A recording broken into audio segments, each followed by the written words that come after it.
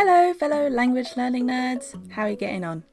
Today I want to talk about just a few of the things that I've learned while studying Japanese.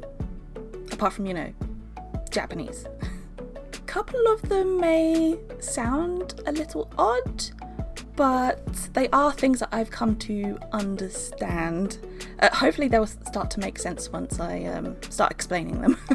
There are 3 things in total, and I'm going to start with the non-odd sounding one first. So I've learnt that there are a lot of language learning nerds out there. Whether it's on YouTube or Twitter, something like that, language learners love sharing their love for learning languages. I'm guilty of that too. And it's not just sharing their love of learning languages. Everyone seems genuinely interested in learning how others are doing it, how others are learning their target languages, and it makes the environment very warm and open. It also made it feel just that little bit less intimidating to start talking about my own language stuff online, and for that I'm very grateful. It makes more sense once you kind of realise that online there are little communities for pretty much every hobby out there. But yeah, before I started learning Japanese, I didn't realise that there would be one ready and waiting for me to join, and I think it's rather lovely. The second thing that I've kind of come to understand is that a teacher's job is not to teach you.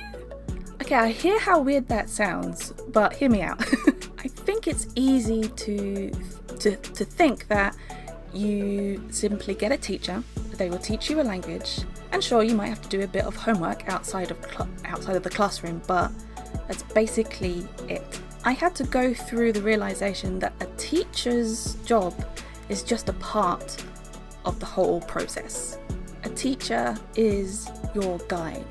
Sure, they will show you the path to walk down and they will help you, guide you, aid you, but you're the one who has to do the hard work of actually walking down that path towards your goal. As a side to that thought, I guess as a teacher it must be kind of disheartening if you have a student who you can tell is not doing the work outside of the classroom. But then on the flip side, if you ever have a student who you notice is putting hard work into learning a language outside of the classroom, that must be really rewarding for a teacher.